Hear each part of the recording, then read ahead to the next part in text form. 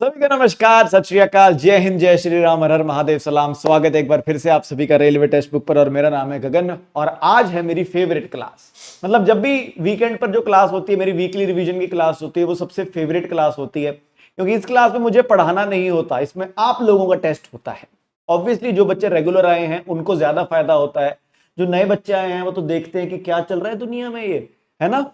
तो वही मैं बोलता हूं आप सभी को। अब मैं क्यों खुश हूं इस क्लास में, मैं कैसे बोला आप सभी का टेस्ट। तो मेरी क्लास की थीम क्या रहती है, एक क्लास में मैं करंट अफेयर को कराऊंगा थ्योरी फॉर्मेट में, पूरी कहानी पढ़ेंगे, क्या हुआ था, कैसे हुआ था, कहां हुआ था, क्यों है था, क्या है ये, यूं है, क्यों है ये, हाँ मगर, जो भी है वो पढ़ते हैं। फिर अगले दिन उसके ऊपर ही बेस्ड हम पहले एमसीक्यू करते हैं, फिर उस दिन का करंट अफेयर करते हैं। तो मतलब एक करंट अफेयर थ्योरी पढ़ा, एक बार एमसीक्यू पढ़ा, और फिर तीसरा हम ये वीकेंड पर दोस्तों हर हफ्ते के एंड में करते हैं उसका वीकली। और फिर महीना खत्म होने वाला है, करेंगे हम मंथली। सोचो, एक करंट अफेयर को सिर्फ क्लास में आने से ही आप 4 बार रीड कर रहे हो, कैसे याद नहीं होगा। आपके बच्चों को यही दिक्कत रहती है कि सर करंट अफेयर्स याद नहीं होता। भाई की क्लास में आके तो सो, आइए तो सही, पढ़िए तो सही, देखिए तो सही। तो चलिए, हर सवाल पर दोस्तों 4 से 5 सेकंड का आपको समय मिलेगा, क्योंकि उतना इनफ है जिस बच्चे ने पढ़ाई की है। जिन्होंने नहीं की है उसे मैं एक ही बात बोलूंगा, बेटा रेगुलर आने की कोशिश करो, लेकिन क्लास देख के जाना, मजा आएगा। आपको दिखेगा इस हफ्ते क्या कुछ हुआ था, नई चीज सीख कर ही जाओगे। इसकी सबसे पहले आप सभी का जो सबसे बड़ा क्वेश्चन होता है, सर पीडीएफ अब टेलीग्राम चल गया है, तो ये रहा हमारा टेलीग्राम चैनल गगन सर रेलवेज। स्पेलिंग चेक कर लो, GAGANSIRRAILWAYS, इस पे मिलेगा। साथ ही साथ दोस्तों, अगर आप किसी भी पेपर की तैयारी करना चाहते हैं, आप चाहे रेलवे की तैयारी कर रहे हैं, चाहे आप एसएससी कर रहे हैं, चाहे आप बैंक की कर रहे हैं, चाहे आप यूपी की, स्टेट की कर रहे हैं, किसी भी पेपर की तैयारी करने के लिए आप जब टेक्स्ट बुक के साथ एडमिशन लेते हैं तो वो होता है सुपर पास लाइव। मतलब बाकी चैनल पर क्या होता है, बाकी जगह पर क्या होता है कि एक बैच होता है कि हाँ 500 रुपए का एक बैच, 1000 रुपए का एक बैच, बैंक का 2000 का एक बैच। हमारे पास होता है पास। जितनी देर का आपके पास पास है उतनी देर तक कोई भी पेपर आए, चाहे बैंक, चाहे एसएससी, चाहे रेलवे, चाहे इंश्योरेंस, कोई भी पेपर आए उसकी आपकी तैयारी हो जाती है। तो दोस्तों हमारा सुपर पास लाइव वो 1 साल का पहले 1800 रुपए का होता था। कितने का? 1800 रुपए का। वो मंथ एंड के कारण आपके लिए दोस्तों एक सेल लेकर आए हैं, और वो आपको 1800 की जगह केवल 950 रुपए का मिल रहा है।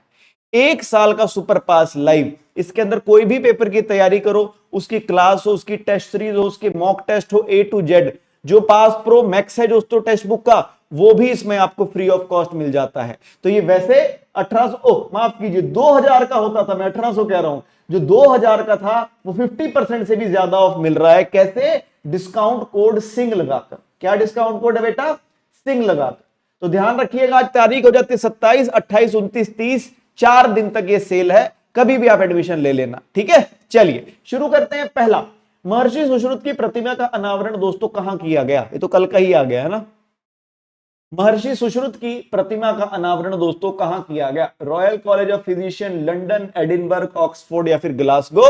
तो जवाब हो जाता है दोस्तों royal college of surgeons, Edinburgh के अंदर किया गया दोस्तों सुश्रुत की प्रतिमा का अनावरण। ये रहे। चलिए, इसको वहां के प्रोफेसर चंद्र चेरुवू के कहने पर ये किया गया। अगला, सुश्रुत को किस क्षेत्र का जनक कहा जाता है? सुश्रुत ने किताब भी लिखी है, सुश्रुत संहिता। सुश्रुत के गुरु का नाम क्या था? धन्वंतरी। वो कौन थे? वो किंग विक्रमादित्य द्वितीय यानी कि चंद्रगुप्त के, सॉरी चंद्रगुप्त टू यानी कि विक्रमादित्य के एक नवरत्न थे। तो इन्हें जनक कहा जाता है सर्जरी का और प्लास्टिक सर्जरी का। ये सारी कहानी हमने पढ़ ली है, देखिए विक्रमादित्य, चंद्रगुप्त टू सब पढ़ लिया था। आइए, सुश्रुत को किस, हो गया तो जवाब हमारा। आइए चलिए भैया, क्यूएस फ्यूचर स्किल इंडेक्स 2027 में भारत का कौन सा स्थान रहा? तो दोस्तों ये है फ्यूचर के स्किल की इंडेक्स की रैंकिंग। ये मैंने बच्चों को बताई कि आपको 4 जवाब देने हैं, मतलब 4 चीजें पढ़नी है। पहली है किसके बारे में? इंडेक्स की जो भविष्य में स्किल्स होने वाली हैं उसकी रैंकिंग है। किसने रिलीज की है? ये देखिए लिखा है, क्यूएस ने लिखी है। क्यूएस की फुल फॉर्म क्वाकेरेली साइमंड्स।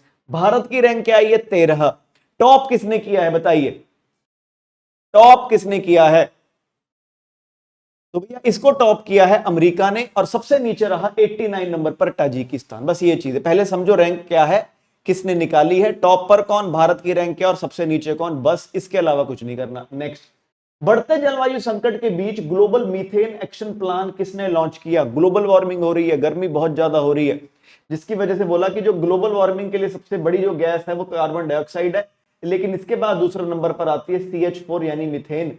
तो मीथेन को कंट्रोल करने के लिए ग्लोबल एक्शन प्लान लाने की बात की, और यह करी हमारे यूनाइटेड नेशन के 9वें सेक्रेटरी जनरल ने, पुर्तगाल के एंटोनियो गुटेरेस। ठीक है, एंटोनियो गुटेरेस ने। नेक्स्ट, चलिए ये सारा हमने करा था दोस्तों क्लास में, बड़ा आराम आराम से।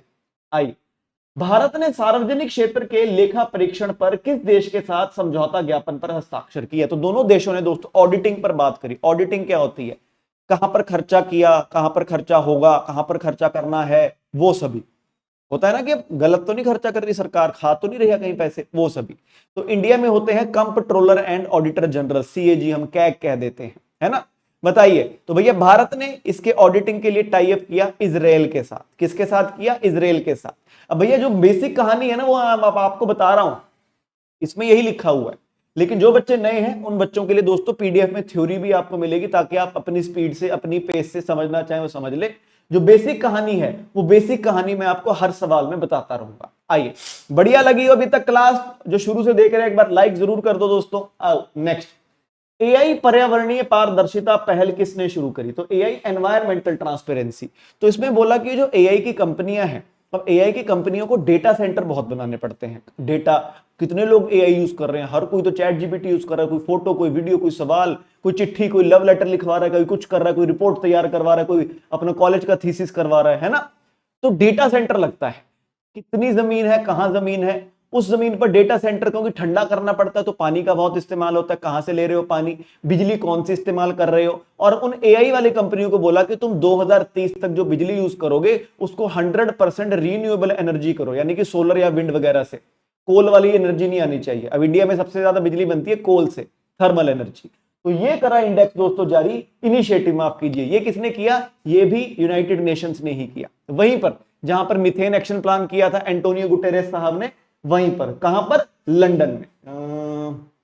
लिखा नहीं है यहां पर, मैं बता रहा हूं आपको, लंदन में किया था। आओ, वाणिज्यिक संचालन शुरू करने वाली भारत की पहली निजी सोने की खदान कौन सी है? बहुत इंपॉर्टेंट क्वेश्चन। भारत की पहली प्राइवेट गोल्ड माइन जिसने दोस्तों कमर्शियल लेवल पर, यानी कि बड़े लेवल पर काम शुरू कर दिया है, क्या नाम है माइन का, क्या नाम है खदान का?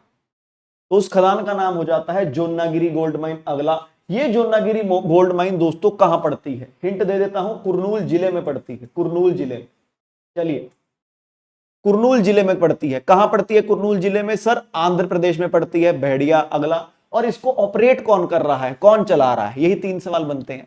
जोन्नागिरी की गोल्ड माइन है, कुर्नूल जिला आंध्र प्रदेश में पड़ती है, और भैया Jio Mysore services India private limited इसको दोस्तों हैंडल कर रही है। तो वही वैसे मैंने बोला, बेसिक कहानी बता दी, थ्योरी आप पढ़ना चाहो आराम से आप पढ़ सकते हो। नेक्स्ट, भारतीय वायुसेना को पहला स्वदेशी निर्मित C-295 विमान किस महीने और वर्ष में मिलेगा? दोस्तों 56 विमानों का टाई अप हुआ है, जिसमें से 16 विमान हमको पूरी तरह से रेडी मिलेंगे उड़ने वाली कंडीशन में। 40 हम इंडिया में बना रहे हैं। कहां बना रहे हैं? वडोदरा में बना रहे हैं। वडोदरा में कौन कौन बना रहा है दोस्तों? फ्रांस का एयरबस नाम की कंपनी है वो बना रही है। किसके साथ मिलकर बना रही है? वो इंडिया की दोस्तों टाटा के साथ मिलकर बना रही है। तो दोस्तों इन्होंने बोल दिया है कि इंडिया में पहला बना हुआ जो C-295 एयरक्राफ्ट है वो सितंबर 2026 में आपको मिल जाएगा। तो ये एयरक्राफ्ट भारत के कौन से एयरक्राफ्ट को रिप्लेस करे? तो हिंदुस्तान एरोनॉटिक्स लिमिटेड अभी तक वो वाला एयरक्राफ्ट बनाती थी जो अब रिप्लेस हो जाएगा। बताइए भैया, हिंदुस्तान एरोनॉटिक्स लिमिटेड के कौन से एयरक्राफ्ट को एयरबस का ये C-295 एयरक्राफ्ट रिप्लेस कर देगा? तो वो है एवरो HS 748 को हम रिप्लेस करेंगे। ये रहा C-295, ये नया है, और ये रहा एवरो, ये पुराना है हिंदुस्तान एरोनॉटिक्स लिमिटेड का। आइए, Cristiano Ronaldo FIFA world cup के कितने संस्करणों में गोल करने वाले पहले खिलाड़ी बन गए? ये दोस्तों थंबनेल के ऊपर सवाल है। चलिए, बहुत इजी जवाब है दोस्तों, 6 वर्ल्ड कप में। आज तक किसी ने भी 6 वर्ल्ड कप में लगातार भी कभी किसी ने गोल ही नहीं किए हैं। तो पुर्तगाल के हैं क्रिस्टियानो रोनाल्डो, पुर्तगाल, उन्होंने कर दिए 6 एडिशन में गोल, ये देख सकते हैं। नेक्स्ट, भारतीय पत्थरों से निर्मित अपना पहला पारंपरिक हिंदू मंदिर किस देश को मिलने जा रहा है? भैया इंडिया से ना पत्थर भेज रहे हैं हम बाहर, कि बाहर जाके मंदिर बनेगा। बहुत बड़ी चीज बताता है ये, कहने को सिर्फ मंदिर बन रहा है, लेकिन एक बाहर के मुल्क में और भी इंडिया से पत्थर ले जाकर बहुत अच्छे संबंध बताता है इंडिया के। तो ये बनने जा रहा है दोस्तों फ्रांस में। इन्होंने नहीं बताया कहां बनने जा रहा है, इन्होंने नहीं बताया कौन से देवी देवता का मंदिर बनने जा रहा है, बस ये बताया कि फ्रांस में बनने जा रहा है। हमने बोला ठीक है। आइए, करीब 100 वर्षों बाद पुनर्जीवित की गई कादियां ब्यास रेलवे लाइन किस राज्य में स्थित है? तो दोस्तों 1929-30 के आसपास, 28-29 के आसपास गोरों ने इसको शुरू किया था बनाना कि भैया बनाते हैं, लेकिन फिर पता नहीं गोरे रुक गए। तो तो अब लगभग 100 साल होने वाले हैं, 2030 में 100 साल हो जाएंगे। तो ये कादियां ब्यास रेलवे लाइन है, लगभग 40 किलोमीटर की रेलवे लाइन है। इसे दोस्तों पंजाब में दोबारा से शुरू किया जाएगा, पुनर्जीवित किया जाएगा। ये बात बताई हमारे minister of state for railways Ravneet Bittu ने। आइए, ये सारी वही कहानी जो भैया आपको बताई मैंने, देखिए 19 से 28-29 वगैरह। आओ, राष्ट्रीय ग्रीन हाइड्रोजन मिशन के तहत 22 करोड़ की वित्तीय सहायता कितने स्टार्टअप्स के लिए मंजूर की गई? तो भारतीय सरकार ने ना साल 2023 में नेशनल ग्रीन हाइड्रोजन मिशन शुरू किया था। इसके तहत हम प्रति साल 5 मिलियन टन, कितना, 5 मिलियन टन दोस्तों ग्रीन हाइड्रोजन बनाने वाले थे। इसके लिए सरकार को पता लगा कि यार अपने आप तो हम कर नहीं पाएंगे, हमको दूसरे स्टार्टअप्स को, हमको प्राइवेट सेक्टर को अंदर लाना पड़ेगा। तो सरकार ने 100 करोड़ रुपया साइड में रख दिया कि ये हम स्टार्टअप्स को देंगे। उसमें से पहला बैच दे दिया है 22 करोड़ रुपया। कितने स्टार्टअप्स को दिया है दोस्तों? 9 स्टार्टअप्स को दिया है। तो ये है कहानी सारी की सारी, यहां पर जो आपको लिखी हुई मिलेगी। आई, जैसे मैंने बोला, नेशनल ग्रीन हाइड्रोजन के तहत हम 2030 तक कितना मिलियन टन का टारगेट रख रहे हैं? 5 मिलियन टन का टारगेट रख रहे हैं। ठीक है। आई, अगर आप पहली बार क्लास देख रहे हैं तो मैं आपसे एक ही चीज बोलूंगा, बेटा डेली आओ, आपको अपने आप फर्क पता लगेगा। जब आप एक हफ्ते बाद अपने आप को देखोगे ना कि आप कहां से शुरू हुए थे कहां आ गए, कि यार इतनी सारी चीजें बिना सेल्फ स्टडी किए सिर्फ क्लास में आने से याद होगी, अपने आप अगले दिन से आओ। तो बस वही है, मैं कह ही सकता हूं आपको कि भैया 2-3 दिन आकर देखो, अब आना आपको पड़ेगा। और फायदा क्या है, ये क्लास दोस्तों रिकॉर्डेड डलती है, हर रोज सुबह 6 बजे आपको यहाँ पर एक क्लास डली हुई मिल जाती है। जैसे यार सैटरडे है, अब कल संडे में एनटीपीसी वालों के लिए पिछले 6 महीने के करंट अफेयर्स लेकर आ रहा हूं। फिर मंडे को होगी हमारी डेली करंट अफेयर की क्लास, वो भी आपको सुबह 6 बजे यहाँ डली हुई मिल जाएगी। कोई टेंशन नहीं है, आधे घंटे की पौने घंटे की क्लास होती है, टू द पॉइंट क्लास होती है, बिना कोई बकवास के, बिना कोई बातचीत के। इससे बढ़िया आपको क्या मिलेगा? तो बस मैं ही बोलूंगा, आकर देखिए। वो एक ऐड नहीं आती थी अमिताभ बच्चन की, अभी तो आइए हमारे मध्य प्रदेश को देखिए, ऐसे ऐड आती थी। तो वही बात, आइए ना हमारा बिहार में, आइए ना हमारा क्लास में। उज्बेकिस्तान न्यू डेवलपमेंट बैंक का पहला मध्य एशियाई सदस्य बन गया और कुल कितने नंबर का? तो दोस्तों ब्रिक्स के देशों ने न्यू डेवलपमेंट बैंक को साल 2015 में स्थापित किया था। इसके आज की डेट में 10 सदस्य हैं, 5 तो ब्रिक्स ही हैं, Brazil, Russia, India, China, south Africa. इसके अलावा दोस्तों बांग्लादेश हो जाता है न्यू डेवलपमेंट बैंक का मेंबर। इसके अलावा अल्जीरिया हो जाता है न्यू डेवलपमेंट बैंक का मेंबर। इजिप्ट, हाँ बिल्कुल, इजिप्ट हो जाता है न्यू डेवलपमेंट बैंक का मेंबर। यूएई हो जाता है न्यू डेवलपमेंट बैंक का मेंबर। और 10वां मेंबर बन गया है दोस्तों उज्बेकिस्तान। उज्बेकिस्तान, कोलंबिया भी कभी भी बन सकता है, बस कोलंबिया ने हाँ बोल दिया है। बस कोलंबिया को जो कागजी कार्रवाई होती है, जो लिखा पढ़ी करनी है, वो करनी है। उसके बाद एनडीबी के भी 11 मेंबर हो जाएंगे। तो दोस्तों उज्बेकिस्तान 10वां मेंबर बन गया है न्यू डेवलपमेंट बैंक का। आइए नेक्स्ट, ये लिखे हुए हैं सभी मेंबर्स। न्यू डेवलपमेंट बैंक की अध्यक्ष कौन है? ध्यान रखेंगे, हेडक्वार्टर्ड इन शंघाई दोस्तों, चाइना के अंदर इसका हेडक्वार्टर है। इसके उप अध्यक्ष यानी कि वाइस प्रेसिडेंट हो जाते हैं, इंडियन है एक, राजीव रंजन। कौन? राजीव रंजन। और हेड है इनकी ब्राजील की पूर्व राष्ट्रपति डिल्मा रोसेफ। चलिए नेक्स्ट नेक्स्ट। सर्वम एआई कितनी फंडिंग जुटाने के बाद भारत का नया यूनिकॉर्न बना? यूनिकॉर्न किस कंपनी को कहा जाता है? जिसकी मार्केट वैल्यू $1 बिलियन से ऊपर हो। अब $1 कितना है? 97-98 के करीब है, तो 98-100 करोड़ रुपए बेसिकली।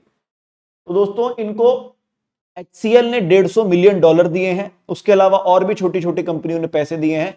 तो कुल $234 मिलियन की दोस्तों इनको फंडिंग मिली है और सर्वम एआई बन गया भारत का लेटेस्ट यूनिकॉर्न। ये मोदी ने इन चश्मे पहने हुए हैं, इन चश्मों का नाम है सर्वम काजे। ये भारत का पहला स्वदेशी एआई ग्लासेस है। इसे मोदी जी ने जो इंडिया एआई समिट हुआ था फरवरी में, उसमें ट्राई किया था। चलिए चलिए चलिए। लॉस एंजल्स सिटी काउंसिल ने किस तिथि को दिलजीत दोसांझ दिवस घोषित किया? बताइए। दिलजीत दोसांझ डे डिक्लेयर कर दिया दोस्तों, वहां की एमएलए ने ऐसे मान लीजिए हमारे जैसे एमएलए होते हैं, वैसे एलए की एमएलए ने दिलजीत दोसांझ के ऊपर दिन बना दिया। बोला कि 2027 में आपका जो बर्थडे होगा उस तारीख से हम बोलेंगे ये पहला दिलजीत दोसांझ दिवस था।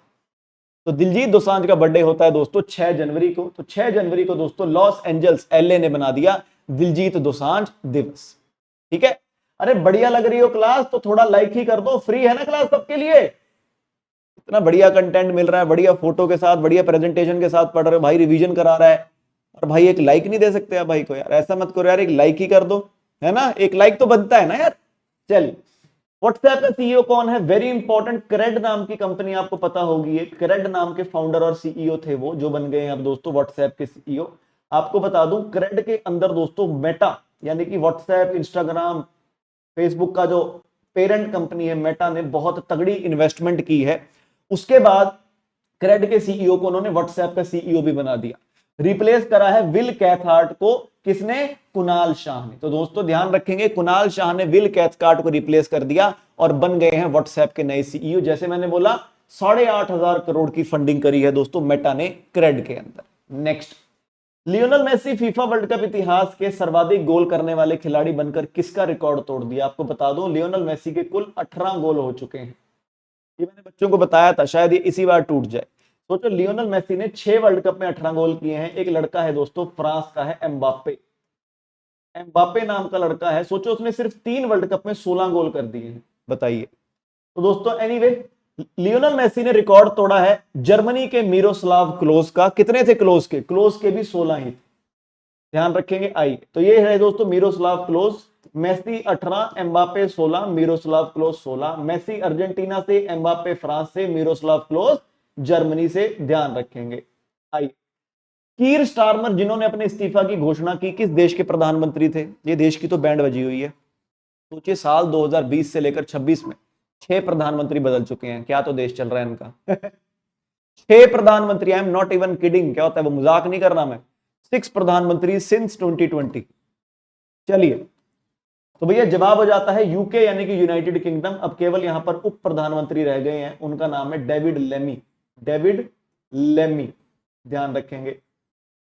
आइए, general insurance corporation of India के अध्यक्ष एवं प्रबंध निदेशक के रूप में किसे नियुक्त किया गया है? चलिए, general India corporation, general insurance corporation Bharat की 3 सबसे बड़ी इंश्योरेंस कंपनियों में से एक। सबसे बड़ी कौन सी है? 3, एलआईसी है, न्यू इंडिया एश्योरेंस है, और तीसरी है जनरल इंश्योरेंस। तो दोस्तों इसके नए अध्यक्ष बन चुके हैं, चेयरमैन मैनेजिंग डायरेक्टर बन चुके हैं जोशी जी। कौन से जोशी जी? हितेश जोशी। ठीक है, चलिए नेक्स्ट। विकसित भारत 2047 फोरम का आयोजन लंदन में किस स्थान पर किया गया था? मान लीजिए जैसे भारत की राज्यसभा है, लोगों ने यूके की राज्यसभा में दोस्तों विकसित भारत 2047 का आयोजन कर दिया। मैं बच्चों से वही हंस रहा था क्लास कराते हुए कि सोचो, जिस देश ने हमारे ऊपर इतना साल राज किया, उन्हीं की राज्यसभा में बैठकर हमने विकसित भारत 2047 प्रोग्राम कर दिया। क्या बात है। तो दोस्तों उनकी राज्यसभा को कहा जाता है हाउस ऑफ लॉर्ड्स, और उनकी लोकसभा को कहा जाता है हाउस ऑफ कॉमन्स। चलिए चलिए, किसने करवाया? एनआरआई एसोसिएशन ऑफ यूके ने करवाया। ये देखिए, NRI association of UK. Next, केंद्र सरकार ने भारत के सॉलिसिटर जनरल के रूप में किसे पुनर्नियुक्त किया? दोस्तों 3 साल के लिए कार्यकाल फिर से बढ़ा दिया। सॉलिसिटर जनरल भारत के दोस्तों दूसरे हाईएस्ट दोस्तों लॉ ऑफिसर होते हैं। सबसे बड़ा लॉ ऑफिसर तो दोस्तों अटॉर्नी जनरल होता है, वो है इस वक्त आर वेंकट रमनी, 16वें अटॉर्नी जनरल है। और अब सॉलिसिटर जनरल दोबारा से बन चुके हैं, इनका नाम क्या है? तुषार मेहता। ध्यान रखेंगे, तुषार मेहता। वही कहानी लिखी हुई कि 3 साल के लिए बढ़ गया है। आई, ये रे वेंकट रमनी। आई, 11वीं ब्रिक्स ऊर्जा मंत्रियों की बैठक दोस्तों किस शहर में आयोजित की गई? इस साल ब्रिक्स की बैठक है, बहुत सारी बैठकें हम क्लास में कर रहे थे, और रिवीजन करवा दूं एक बार। एक तो भैया डिजास्टर के ऊपर थी, आपदा प्रबंधन के ऊपर थी, ये कहां हुई थी? पुरी में। पुरी कहां पड़ती है? उड़ीसा में। फिर एक एग्रीकल्चर के ऊपर थी, खेती बाड़ी के ऊपर, ये कहां थी? ये थी भैया इंदौर में। फिर एक एमएसएमई के ऊपर थी, ये कहां पर हुई भैया? ये हुई भैया आगरा में। ठीक है, फिर ये वाली एनर्जी मंत्रियों की मीटिंग थी, एनर्जी मंत्रियों की मीटिंग कहां पर हुई? ये हुई भैया गुरुग्राम में। गुरुग्राम में। फिर एक नेशनल सिक्योरिटी एडवाइजर, जैसे अजीत डोभाल है हमारे राष्ट्रीय सुरक्षा सलाहकार, ये हुई दोस्तों नई दिल्ली में। फिर एक स्पेस एजेंसी के चीफों की मीटिंग हुई, ये मीटिंग कहां हुई? ये हुई भैया बेंगलुरु में। तो भैया ब्रिक्स का सम्मेलन तो होगा इस साल भारत में, दिल्ली में होगा, पता है हमको, लेकिन ये चीजें बहुत इंपॉर्टेंट है क्योंकि वो सभी पढ़ेंगे, ये लोग नहीं पढ़ेंगे। तो स्क्रीनशॉट लेने की जरूरत नहीं है, मैं पीडीएफ में डाल दूंगा। तो एनर्जी मंत्रियों की मीटिंग कहां पर हुई? सर गुड़गामा में हुई, गुरुग्राम में हुई। आइए नेक्स्ट, नेशनल सिक्योरिटी एडवाइजर्स की मीटिंग कहां हुई? कहां हुई एनएससी की मीटिंग? सर नई दिल्ली में हुई, नई दिल्ली में हुई। नेक्स्ट, अजीत डोभाल साहब। आइए, ये भी लिखा हुआ है बल्कि आओ। प्रधानमंत्री मोदी ने भारत की पहली वाणिज्यिक स्तर की कोल टू अमोनियम नाइट्रेट परियोजना की आधारशिला किस राज्य में रखी? तो टोटल दोस्तों मोदी जी और द्रौपदी मुर्मू ने 47,000 करोड़ रुपए के प्रोजेक्ट का शिलान्यास किया। उसमें से 25,000 करोड़ का ये कोल से अमोनियम नाइट्रेट का प्रोजेक्ट था। तो ये दोस्तों उड़ीसा में किया गया है, ध्यान रखेंगे। तो शिलान्यास कहां से किया? वो किया मयूरभंज से। लेकिन ये कोल टू नाइट्रेट वाली फैक्ट्री कहां पर है? ये है झारसुगुड़ा में। इंपॉर्टेंट हो जाती है, कौन बना रहा है ये factory? Coal Gasification and Chemical Limited नाम की कंपनी दोस्तों इस फैक्ट्री को बना रही है। ठीक है, आइए नेक्स्ट। जून 26 तक भारत में भौतिक परिसर स्थापित करने के लिए यूजीसी से कितने विदेशी विश्वविद्यालयों को स्वीकृति पत्र प्राप्त हुआ? यानी कि यूजीसी यूनिवर्सिटी ग्रांट कमीशन को कितनी बाहर की यूनिवर्सिटीज ने को अप्रूवल दे दिया यूजीसी ने कि भैया आओ तुम अपनी यहां पर यूनिवर्सिटी स्थापित कर लो? बताइए, 3 ने, 4 ने, 5 ने, 6 ने? हाँ जी, 3 ने, 4 ने, 5 ने या फिर 6 ने? तो दोस्तों ये किया है 5 बाहर की यूनिवर्सिटीज ने, जिसमें से 5 यूनिवर्सिटी में से 4 दोस्तों यूके की हैं, एक दोस्तों ऑस्ट्रेलिया की है, और इन 5 में से एक गुड़गांव में खुलेगी, 2 मुंबई में खुलेंगी और 2 दोस्तों बेंगलुरु में खुलेंगी। सर कौन सी हैं? ये हैं। और कहां खुलेंगी? वो ये हैं। ये याद करने की जरूरत नहीं है। आइए, प्रधानमंत्री मोदी ने कोलकाता के श्यामा प्रसाद मुखर्जी बंदरगाह पर कितने स्वदेशी रूप से निर्मित नौसैनिक जहाजों को राष्ट्र को समर्पित किया? वेरी इंपॉर्टेंट, हमने इसको बहुत अच्छे से पढ़ा था कि एक जहाज है जो जंग के लिए इस्तेमाल किया जाता है, मतलब उससे ब्रह्मोस मिसाइल तक फायर की जा सकती है प्रॉपर जंग के लिए। एक जहाज है जो सर्वेक्षण के लिए है कि भैया पानी के नीचे मैप नक्शा बनाते हैं, सर्वे के लिए है। तीसरा है सबमरीन से लड़ने के लिए, एंटी सबमरीन। तो 3 किए हैं, ध्यान रखेंगे। कहां से? श्यामा प्रसाद मुखर्जी पोर्ट कलकत्ता से किए हैं, ध्यान रखेंगे। अब आपको बताना है उनमें से कौन सी नहीं है। कोलकाता के श्यामा प्रसाद मुखर्जी पोर्ट पर प्रधानमंत्री मोदी द्वारा राष्ट्र को समर्पित किए गए 3 स्वदेशी नौसैनिक जहाजों में से कौन सा शामिल नहीं था? तो मोदी जी ने 3 किए, कौन सा नहीं है? तो भैया दूनागिरी है, जैसे मैंने बोला, ये युद्ध के लिए है, जिससे ब्रह्मोस मिसाइल हो जाएगी, फायर हो जाएगी। संशोधक है सर्वे के लिए, सर्वेक्षण के लिए। और अग्रे है दोस्तों एंटी सबमरीन। और इन तीनों को बनाया है garden reach ship builder and engineer नाम की कंपनी है दोस्तों। इस कंपनी ने इन तीनों को बनाया है। तो जवाब इसका क्या हो जाता है? Vikrant is the correct answer. ये रही दूनागिरी, ये रही दोस्तों संशोधक, ये रहा दोस्तों अग्रे, और दोस्तों ये रही garden reach ship builders and engineers. बढ़िया लग रहा है क्लास? मैं बार बार आपको याद करवाता रहता हूं, आप भूल जाते हो। बच्चे मुझे कहते हैं सर आप बोलते नहीं क्लास में, इसलिए हम लाइक नहीं करते। बोल रहा हूं ना बार बार मैं, लाइक तो कर दो। इतनी तो गुरु दक्षिणा दे सकते हो मेरे को कि नहीं? आओ, भारत किस डेट को प्रभावी रूप से नक्सलवाद से मुक्त हुआ? बहुत इंपॉर्टेंट क्वेश्चन है दोस्तों ये, क्योंकि दोस्तों भारत ना बहुत समय से नक्सलवाद से ग्रस्त था, बीमार था। कभी भी कोई भी किसी को भी मार दो, है ना, किसी को मुद्दा उठ गया मार दो, क्योंकि शुरुआत वो किसी अलग तरीके से हुई थी। तो 1967 में वेस्ट बंगाल में एक जगह है दोस्तों नक्सलवाड़ी, वहां से शुरू हुआ था ये। उसी से नक्सल वर्ड आ गया और नक्सलिज्म बन गया, नक्सलवाद हम कहने लग गए। तो भैया बहुत लोग मरे, 5,000 सिविलियन मरे हैं, 2,000 के लगभग फौजी मरे हैं। लेकिन अब खत्म है ये। 31 मार्च 2026 भारतीय सरकार ने बोला कि इसके बाद भारत में नक्सलिज्म का कोई भी इंसिडेंट नहीं हुआ है। तो भैया टचवुड ये बात बनी रहे और नक्सलवाद भारत से खत्म हो गया है। नेक्स्ट, जोनाथन 2026 में अनुमानित कितनी आयु के साथ दुनिया का सबसे उम्रदराज ज्ञात स्थलीय जीव बन गया? जमीन पर रहने वाला सबसे ज्यादा उम्र का जानवर बन गया। कहां पर है ये दोस्तों हमारे इंडियन ओशन में एक छोटा सा टापू है, सेशेल्स कहते हैं उसको, सेशेल्स। तो ये सेशेल्स में है, सेशेल्स। तो ये सेशेल्स में है। ये एक कछुआ है और कहते 1832 का पैदा हुआ हुआ। ये सोचिए 1832 का, तो ये 194 साल की उम्र का है। अगला वही है, क्या है ये? एक विशाल कछुआ है। ये देखिए, ये रहा कछुआ, और ये कहां पड़ता है? जैसे मैंने आपको बताया सेशेल्स में है, 194 साल का। नेक्स्ट, सुप्रीम कोर्ट ने young lawyer professional assistant fund किनके लिए बनाने का सुझाव दिया? इन्होंने बोला है कि यार बच्चे हैं जो लॉयर्स हैं, जो उनको 3 साल से लेकर 7 साल तक आप सपोर्ट करो, कि जो नए बच्चे हैं, है ना, जो नया नया वकालत कर रहा है, उसको केस मिलना बहुत मुश्किल है, और केस नहीं मिला तो पैसा कहां से मिलेगा? गलत तो नहीं कह रहा मैं? तो ये सुप्रीम कोर्ट ने बोला कि भैया जो नई पीढ़ी के, पहली पीढ़ी के जो वकील हैं, उन सब बच्चों को आप 3 साल से लेकर 7 साल तक पैसा दो, ताकि बच्चे अपने पैरों पर खड़े हो सके, कुछ तो सपोर्ट मिले। सोचिए अपना गांव शहर छोड़कर कोई दिल्ली आ रहा है, चंडीगढ़ जा रहा है, मुंबई जा रहा है, पुणे जा रहा है, कलकत्ता जा रहा है, वहां पर खर्चा कितना होता है। तो उसके लिए बहुत बढ़िया दोस्तों जजमेंट दी है। किस किस ने दी है? चलिए अगला सवाल वही है, किस किस की बेंच ने दी है, कौन कौन से दोस्तों जजेस थे दोस्तों, उन्होंने दी है, किन्होंने जजेस ने दी है। चलिए हाँ जी, तो भैया जवाब हो जाता है हमारे चीफ जस्टिस सूर्यकांत ने, और हमारी दोस्तों सुप्रीम कोर्ट की सिर्फ दूसरी ही महिला जज वी मोहाना ने। भारतीय सुप्रीम कोर्ट में सिर्फ दो महिला जजेस हैं, वी मोहाना और नागरत्ना। ये वी मोहाना तो अभी अभी बनी है, सोचिए ये लॉयर थी, ये लॉयर से सीधा जज बनी है, तो ये रही वी मोहाना, ये है। नेक्स्ट, ओएनजीसी भारत का चौथा सामरिक तेल भंडार स्ट्रेटेजिक ऑयल रिजर्व कहां बना रहा है दोस्तों? ऑलरेडी भारत के पास 3 है, कहां कहां पर है? एक है भारत का मंगलुरु में। मंगलुरु कहां पड़ता है सर? ये पड़ता है कर्नाटक में। दूसरा है सर पडूर में। पडूर कहां पड़ता है सर? ये भी कर्नाटक में। तीसरा है वाइजैग में। वाइजैग मतलब विशाखापट्टनम, ये कहां है? आंध्र प्रदेश में। और तीनों को मिलाकर यहां पर 5.33 मिलियन मीट्रिक टन तेल स्टोर किया जा सकता है। और अब हम चौथा बना रहे हैं। चौथा कहां पर? चौथा भी हम मंगलुरु में ही बना रहे हैं। चौथा भी हम मंगलुरु में ही बना रहे हैं, और इसमें हम 1.75 मिलियन मीट्रिक टन तेल को हम रखेंगे। तो ओएनजीसी जहां ये बना रहा है, ओएनजीसी के पास ऑलरेडी जमीन है, तो ध्यान रखेंगे मंगलुरु में।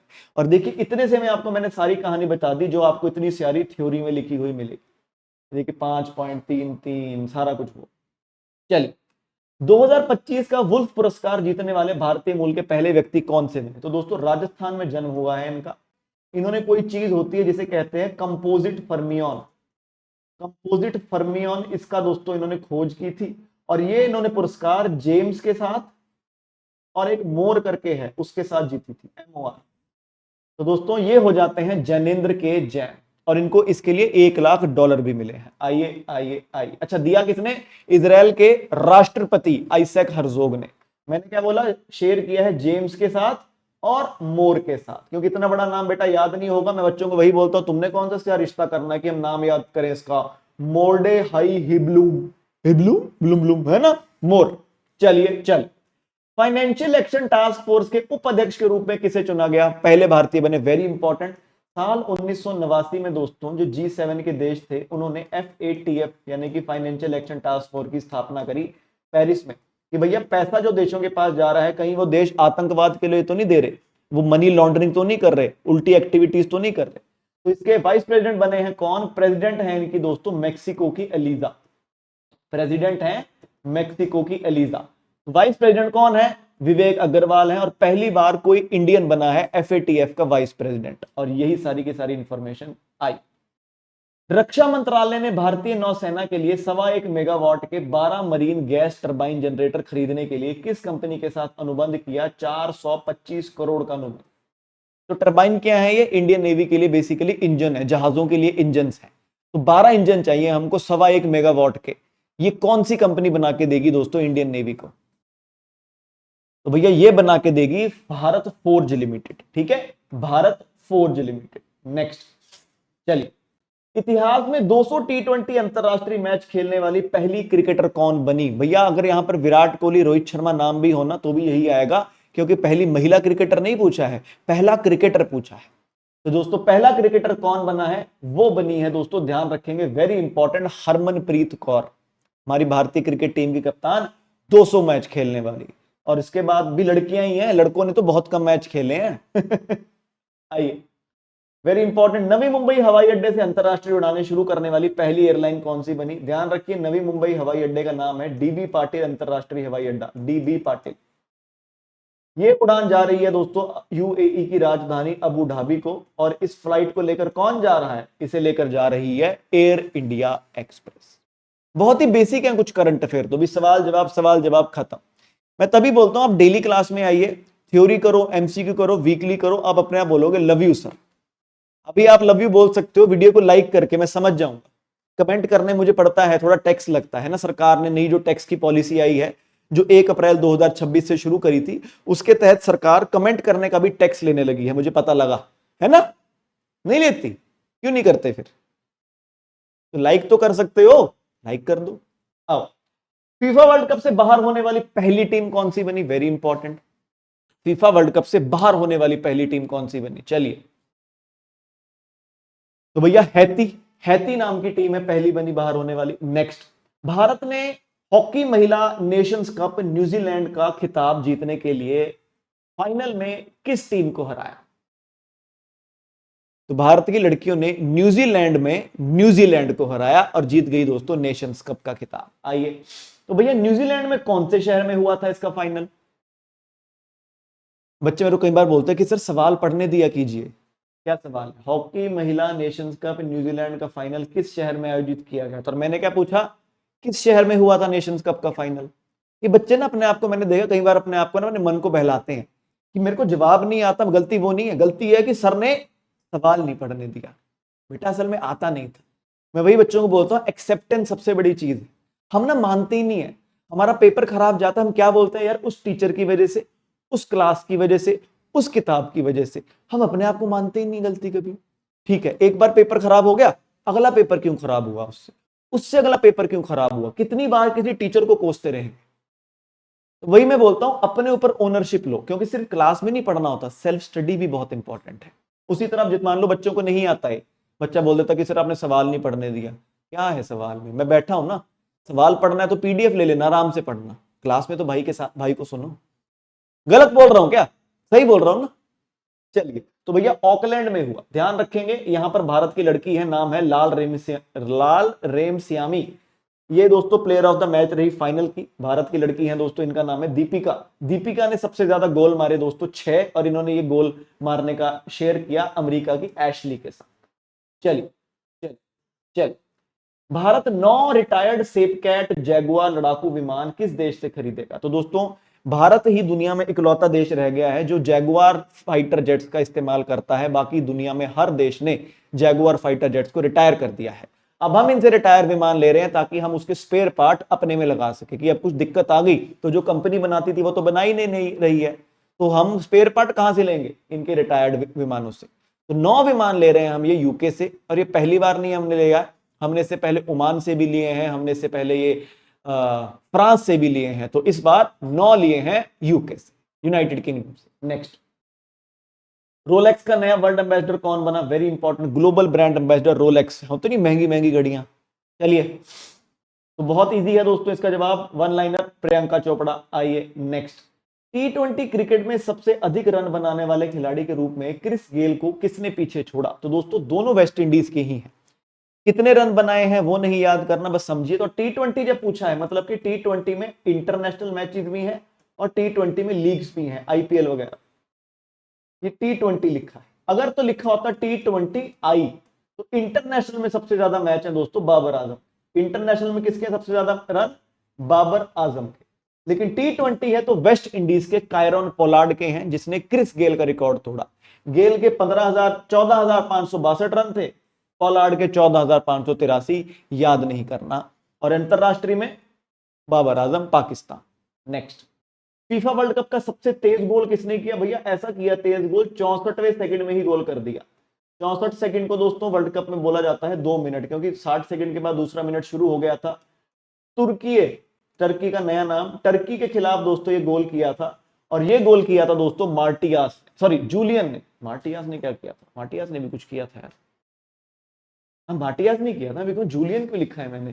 तो दोस्तों ये गोल किया था मार्टियास ने। तो भैया पैराग्वे के मार्टियास ने वर्ल्ड कप का सबसे तेज गोल किया टर्की के खिलाफ 64वें सेकंड में। ये देख, 64वें सेकंड में। आइए, तेलंगाना सरकार हैदराबाद स्थित अमेरिकी वाणिज्य दूतावास के पास एक सड़क का नाम क्या रखने जा रही है? तो भैया हैदराबाद में जो अमेरिका का दूतावास है उसके पास की सड़क को तेलंगाना सरकार डोनाल्ड ट्रंप एवेन्यू रखने जा रही है। चाटुकारिता हो तो ऐसी हो, कहते हैं हमारे, कह रहे लोगों को मार देते हैं उनके लोग, हमारे ऊपर पाबंदियां लगा देते हैं, और ये मक्खन लीपा पोती चली हुई है। तो डोनाल्ड ट्रंप एवेन्यू। आइए नेक्स्ट, लॉन्ग रेंज कैपिटल के साथ समझौते के तहत लगभग $1.5 बिलियन में मुख्य भूमि चीन के बाहर किस कंपनी के संचालन का अधिग्रहण किया? तो दोस्तों जिस कंपनी की बात हो रही है उसके चाइना, सिर्फ चाइना में जो स्टोर्स हैं उसको किसी कंपनी ने $1.2 बिलियन में खरीदा है। और चाइना के अलावा दुनिया के रेस्ट ऑफ वर्ल्ड के स्टोर्स खरीदे हैं केवल $1.5 बिलियन में। किसने खरीदे हैं लॉन्ग रेंज कैपिटल में। 1.2 में किसने खरीदा है, यम चाइना। किसकी बात हो रही है, किसके स्टोर खरीदे हैं यम चाइना ने, चाइना के लिए 1.2 के, और लॉन्ग रेंज कैपिटल ने रेस्ट ऑफ द वर्ल्ड के 1.5 में पिज्जा हट के। तो पिज्जा हट बिक गया है, चाइना में खरीदा है यम चाइना ने 1.2 में, और बाहर के लिए खरीदा है लॉन्ग रेंज कैपिटल ने 1.5 में। नेक्स्ट, अंडमान द्वीप समूह के पास प्राकृतिक गैस की खोज दोस्तों किस स्थान पर की गई। वेरी इंपॉर्टेंट दोस्तों, नेचुरल गैस मिल गई है। ये बात हमारे तेल मंत्री हरदीप पुरी ने बताई है। चलिए, ये बात हमारे तेल मंत्री दोस्तों हरदीप पुरी ने बताई है। बताइए क्या जवाब होगा। तो भैया इसका जवाब हो जाता है श्री विजयपुरम 3 पर दोस्तों। बहुत बड़ी चीज है दोस्तों गैस मिलना। आपको पता ही है, स्ट्रेट ऑफ हॉर्मूज बंद होते ही कितनी बुरी हालत हो गई थी देश की। हुई थी नहीं हुई थी पता नहीं, लेकिन मार्च अप्रैल का महीना, गैस की किल्लत, तेल के जो फेक न्यूज फैल रही थी, जो कुछ भी था वो इसमें, और हर कोई जिम्मेवार है। इंस्टाग्राम वाले कुछ भी फैला देते हैं न्यूज, ऑपोजिशन वाले, सब एवरीथिंग। तो भैया गैस मिलना बहुत बड़ी बात है। ये 1900 मीटर नीचे खुदाई की थी, उससे गैस आई, उसको जलाकर देखा और पता लग गया कि गैस है। श्री विजयपुरम 3। न्यायमूर्ति पीएस नरसिम्हा और न्यायमूर्ति एएस चंदूरकर की सर्वोच्च न्यायालय की पीठ ने किस अधिकार को मौलिक अधिकार घोषित किया, यानी कि फंडामेंटल राइट। इंटरनेट तक पहुंच के अधिकार को, हाउसिंग यानी कि घर के अधिकार को, फुटपाथ पर चलने के अधिकार को, या फिर मनोरंजन के अधिकार को। है ये चारों के चारों दोस्तों आपके फंडामेंटल राइट, लेकिन नरसिम्हा और चंदूरकर साहब ने फुटपाथ पर चलने के हक को भी आपका फंडामेंटल राइट ऐलाना है। तो ये इंपॉर्टेंट हो जाता है। आइए नेक्स्ट, स्मृति मंधाना महिला अंतरराष्ट्रीय क्रिकेट में कौन सा रिकॉर्ड बनाने वाली पहली खिलाड़ी बन गई। क्या करा भाई स्मृति मंधाना ने। चलिए, तो स्मृति मंधाना पहली खिलाड़ी बन गई है दोस्तों अंतरराष्ट्रीय महिला क्रिकेट में 600 चौके लगाने वाली। इनके बाद है जो, वो तो बहुत ही पीछे है, 521 पर। स्मृति मंधाना 600 चौके अंतरराष्ट्रीय महिला क्रिकेट में। चलिए, फीफा वर्ल्ड कप के नॉकआउट चरण के लिए क्वालिफाई करने वाली पहली टीम, नॉकआउट में जाने वाली पहली टीम कौन सी बनी। चलिए, अभी जब वर्ल्ड कप खत्म होगा एक बढ़िया सा सेशन करेंगे उसके ऊपर आधे घंटे का, जिसपे हर चीज ऐसी कवर करेंगे। पहला मैच, पहला गोल, सबसे तेज गोल, पहली बाहर होने वाली, पहली नॉकआउट वाली, वो सभी चीजें। सबसे ज्यादा गोल, गोल्डन बूट कहा जाता है जिसे, और बढ़िया गोलकीपर को दिया जाता है गोल्डन ग्लव। तो भैया मैक्सिको, मैक्सिको एक होम टीम है वहां पर। नेक्स्ट, अंतरराष्ट्रीय समुद्री कानून न्यायीकरण में 26 से 35 कार्यकाल के लिए न्यायाधीश के रूप में किसे चुना गया। ये क्या है कि समुद्रों में तो कोई कानून नहीं होते, तो यूनाइटेड नेशन वालों ने बैठकर एक कानून बनाया कि भैया इस कानून को हम फॉलो करेंगे। अब जहां कानून है वहां कानून तो टूटेगा भी। बोला तो ये भी जाता है चोरी नहीं करनी चाहिए, चोरियां होती हैं, बिल्कुल उसी तरह समुद्र का भी एक कानून है। लेकिन जो लोग कानून नहीं मानते फिर उनकी कंप्लेंट करनी पड़ती है। कंप्लेंट कहां करोगे, इस ट्रिब्यूनल पर। तो इस ट्रिब्यूनल के एक भारतीय अध्यक्ष बन गए हैं, पहली बार 10 साल के लिए बने हैं, नाम है बिमल एन पटेल। ठीक है, तो ये वही कहानी है, क्या है ट्रिब्यूनल, क्यों बना था ट्रिब्यूनल। आई, यूएई के नए सोशल मीडिया नियमों के अनुसार कौन सी आयु से कम के बच्चों को सोशल मीडिया बैन है। तो भैया इंडोनेशिया ने जब किया उन्होंने 16 साल से कम में किया, ऑस्ट्रेलिया ने जब किया 16 साल किया, कनाडा ने जब किया 16 साल किया, स्पेन ने जब किया 16 साल किया, लेकिन यूएई ने जब किया 15 साल से कम। इनको पता नहीं क्या हुआ कि भैया 15 साल से कम उम्र वालों को social media ban. Next, Khan quest exercise दोस्तों भारतीय सेनाएं गई हैं, जाट रेजिमेंट गया है, बताइए कहां पर। मंगोलिया में गया है, जिसको नहीं पता बता दूं, चलो मैं हिंट दे दूं थोड़ा सा। खान क्वेस्ट एक्सरसाइज मंगोलिया में। चलिए, तो भैया जवाब हो जाता है खान क्वेस्ट एक्सरसाइज हुई है उलान बाटर में, 23वां खान क्वेस्ट एक्सरसाइज हुई थी, और भारत की तरफ से जाट रेजिमेंट के फौजी यहां पर गए। कहां के, जाट रेजिमेंट के फौजी। I, very important, QS world university ranking में भारत की तरफ से टॉप किया है आईआईटी दिल्ली ने। तो भैया इसमें 550 देश, 550 यूनिवर्सिटीज हैं, इनमें से 52 यूनिवर्सिटी इंडिया की हैं।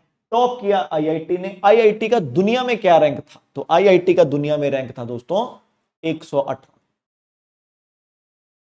और टॉप पर कौन सी यूनिवर्सिटी है, ऑब्वियसली अमेरिका की यूनिवर्सिटी है, लेकिन कौन सी यूनिवर्सिटी है टॉप पर। ये वही क्यूएस है जिसने फ्यूचर वर्ल्ड स्किल रैंकिंग भी निकाली है, वही वाला क्यूएस है, क्वाकरेली साइमट। तो दोस्तों ये है MIT, Massachusetts institute of technology, ध्यान रखेंगे। आइए, पहला ब्रिक्स एमएसएमई फोरम कहां हुआ, ये हम कर चुके हैं क्लास में, बताइए फटाफट 2 सेकंड। आगरा में हुआ, कर तो लिया हमने, सभी के सभी शहर बताए थे आपको। चलिए नेक्स्ट, भारत ने सिकल सेल डिजीज को कौन से साल तक खत्म करने का लक्ष्य बनाया है? इसमें क्या होता है, आपके खून में रेड ब्लड सेल आम लोगों के ऐसे होते हैं, जिसको ये बीमारी होती है उसके ऐसे चांद जैसे दोस्तों, आधे चांद जैसे हो जाते हैं। तो इसको खत्म करने का लक्ष्य बनाया है। हमारे हेल्थ मंत्री जेपी नड्डा ने बताया कि 2047 तक हम भारत से सिक्कल सेल अनीमिया नाम की इस बीमारी को दोस्तों खत्म कर देंगे। इसके लिए भारत ने नेशनल सिक्कल सेल मिशन भी शुरू किया था, जिसे मोदी जी ने 1 जुलाई 2023 को शाहडोल मध्य प्रदेश से लॉन्च भी किया था। Very important. लगभग 15 मिलियन वर्ष पुराने जीवाश्म मयूरभंज जिले के बरीपदा के पास किस राज्य में खोजे गए? मछलियों के, शार्क के दांत, शार्क की रीढ़ की हड्डी। लोकल लोग वहां के ने बोलते थे असुर हड्ड, मतलब के असुर की हड्डी, राक्षस की हड्डी। ये तो बाद में पता लगा कि ये तो मछलियों के दोस्तों जीवाश्म है, फॉसिल्स। तो मयूरभंज कहां पर है? अरे अभी तो पढ़ा हमने, जब हमने बताया 47,000 करोड़ के project, 25,000 crore coal to ammonium nitrate, Mayurbhanj है उड़ीसा में। Very easy. तो ये देखिए। आई नेक्स्ट, भारतीय तटरक्षक बल द्वारा शामिल किए गए पहले स्वदेशी एयर कुशन व्हीकल का नाम क्या है? चलिए, एयर कुशन व्हीकल का नाम, तो जवाब हो जाता है दोस्तों H561 हो जाता है उसका नाम। ये है दोस्तों एयर कुशन व्हीकल। भारत ऐसे 8 चाहता है, अभी देखते हैं। इसे किसने बनाया है? Chowgule and company private limited ने बनाया है। भारत को कैसे, माफ कीजिए, 6 चाहिए। तो भैया Chowgule and company private limited वालों ने गोवा में दोस्तों इसे बनाया है, और भारतीय कोस्ट गार्ड को ऐसे 6 एयर कुशन व्हीकल चाहिए, और इसका नाम हमने रखा है H561। Very very very important. Revision हो रही है बढ़िया। जिन लोगों ने हफ्ता भर क्लास लगाई और नहीं भी लगाई तब भी हो रही होगी, क्योंकि मैं कहानी बेसिक तो सब बता रहा हूं, और जो बच्चा पढ़ना चाहता है थ्योरी उसको पीडीएफ में मिल ही जाएगा सारा का सारा। तो समझ आ रहा हो, बढ़िया लग रही हो, मजा आ रहा हो, लाइक करते रहो। बस मेरी दुरु दक्षिणा इतनी है कि लाइक कर दो। आइए, बीमा क्षेत्र के लिए IRDAI द्वारा गठित AI पर 7 सदस्यीय कार्य समूह के अध्यक्ष कौन है? ट्रिपल IT हैदराबाद है दोस्तों एक, उसके डायरेक्टर हैं जो, उन्हें बनाया है IRDAI वालों ने अपनी AI पर कमेटी का अध्यक्ष, और उनका नाम हो जाता है संदीप के शुक्ला। ये बात करेंगे कि कैसे भैया इंश्योरेंस में हम AI को लाएं, क्या फायदे होंगे, नुकसान होंगे, वो सभी चीजें। बहुत इंपॉर्टेंट सवाल, आराम से जवाब देना। IRDAI का फुल फॉर्म, चलिए, तो भैया इसका जवाब हो जाता है insurance regulatory and development authority of India. Very very very important. आइए नेक्स्ट, मेघालय में पूर्वोत्तर भारत के सबसे बड़े ऑर्गेनिक मसाला प्रसंस्करण संयंत्र, यानी कि सबसे बड़े ऑर्गेनिक मसाला प्रोसेसिंग यूनिट का उद्घाटन किसने किया? तो भैया ये मेघालय के री भोई में है, और फैक्ट्री का नाम भी री भोई है, और इसका उद्घाटन किया है दोस्तों निर्मला सीतारमन ने। तो दोस्तों नॉर्थ ईस्ट इंडिया का सबसे बड़ा है, कह रहे 10,000 मीट्रिक टन मसाला दोस्तों ये साल में प्रोसेस कर देगी फैक्ट्री। नेक्स्ट, भारत यूके मुक्त व्यापार समझौता फ्री ट्रेड अग्रीमेंट किस डेट से लागू होगा? तो भैया पिछले साल इस पर साइन किए थे जब कीर स्टारमर साहब और मोदी जी बैठे थे, और अब 15 जुलाई 2026 से ये फ्री ट्रेड एग्रीमेंट दोस्तों लागू हो जाएगा। चल, ये फिर से सवाल आ गया सेम, अरे रिपीट हो गया अब तो। चलिए भैया, ये थी भैया आज की क्लास। अब रुकिए रुकिए रुकिए, अगर बढ़िया लगी हो क्लास, मेरी छोटी सी एक रिक्वेस्ट है कि अगर आप कमेंट में एक छोटा सा प्यारा सा एक मैसेज लिख दें कि सर मजा आया। हफ्ता भर अगर आपने क्लास लगाई है तो आप लोगों को पक्का फायदा हुआ होगा, आप लोगों को पक्का सब आया होगा, ये मेरी गारंटी है। मेरे को दोस्तों 5 साल हो जाएंगे पढ़ाते हुए, रेलवे टेक्स्ट बुक और मैं नया हूं, मुझे अभी 5 महीने ही हुए हैं। तो मेरी गारंटी, अगर आप डेली आ रहे हो आपको क्लास में चीजें याद हो चुकी होंगी। तो अगर हुई है कमेंट में जरूर बताना, और जो नए बच्चे हैं ताकि उनको भी पता लगे कि सर ऐसे नहीं बोल रहे, सच है, सच सच दिल की बात रखनी। साथ ही साथ दोस्तों जैसे मैंने बताया क्लास की शुरुआत में, सुपर पास लाइव पर दोस्तों सुपर सेल लगी हुई है। हमारा जो दोस्तों सुपर पास लाइव होता है, इट्स लाइक मान लीजिए आप मेले में गए हैं कभी, सोचिए मेले में झूला झूलने के लिए अलग खर्चा दे रहे हो आप, खाने के लिए टिक्की छोले अलग दे रहे हो, वो गुब्बारे वाली बंदूक वाली गेम खेलने के लिए खर्चा दे रहे हो। सोचो आपको एक पास दे दो, उसमें लिखा है कि आपके पास ये 12 घंटे का पास है, और 12 घंटे जो झूला झूलना है झूल, जो टिक्की छोले खाना है खा, जो गेम खेलनी है खेल। वही है सुपर पास लाइव। तो यहां पर 1 साल के लिए आपका जो सुपर पास लाइव 1999 का होता था, वो 949 का मिल रहा है डिस्काउंट कोड सिंह लगाकर। और 1 साल तक आप किसी भी पेपर की तैयारी करो, चाहे बैंक की करो, चाहे एसएससी की, चाहे रेलवे की। जो पास प्रो मैक्स होता है जो 700-800 रुपए का वैसे अलग से आता है 1 साल का, वो भी इसमें आपको इंक्लूड मिल जाएगा। तो इससे बढ़िया और क्या चाहिए? तो भैया बहुत ही बेहतरीन मौका है। और एडमिशन लेनी है, बस ध्यान रखेंगे डिस्काउंट कोड का सिंक। वीडियो खत्म होती है दोस्तों, कमेंट सेक्शन में मैं आपको लिंक लगा दूंगा उसका, आपको बस लिंक पर क्लिक करना है, वहां पर जाकर आपको अप्लाई कूपन में जाकर सिंह भरना है और आपको ये केवल 950 रुपए में आपको मिल जाएगा। देख सकते हैं 50% से भी बड़ा डिस्काउंट आपको मिल रहा है और ये सेल आपकी 30 जून तक है। ठीक है, चलिए सभी को नमस्कार, जय हिंद, जय भारत।